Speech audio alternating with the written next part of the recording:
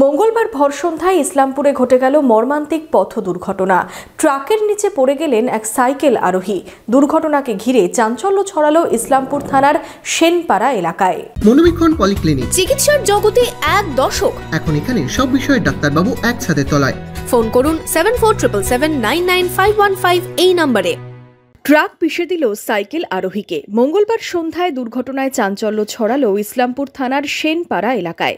জানা গেছে, এদিন সন্ধ্যায় ইসলামপুরের নসিপুর এলাকার বাসিন্দা বছর 50-এর ইমরান শেখ সাইকেল চালিয়ে বাড়ির দিকে যাচ্ছিলেন। একটি ট্রাক পেছন থেকে সাইকেলে ধাক্কা মারে। রাস্তায় পড়ে গেলে সাইকেল আরোহীকে পিষে দেয় ট্রাক।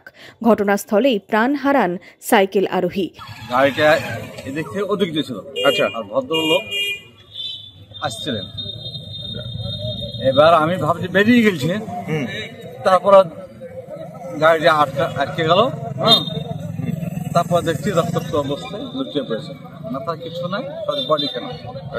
হ্যাঁ, ঘটেছে। আসার পরে লোকাল থানা ওসি দপ্তরের সঙ্গে বডিটি নিয়ে যায়, রাস্তাটা পরিষ্কার করে দেয়। কোনো যানবাহনের কোনো সমস্যা হয়নি।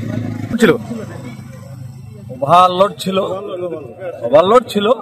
ঘাতক ট্রাকটিকে ফেলে পালায় চালক এবং খালাসি। খবর পেয়ে ঘটনাস্থলে পৌঁছয় পুলিশ। দেহ উদ্ধার করে ময়না তদন্তের জন্য পাঠায়।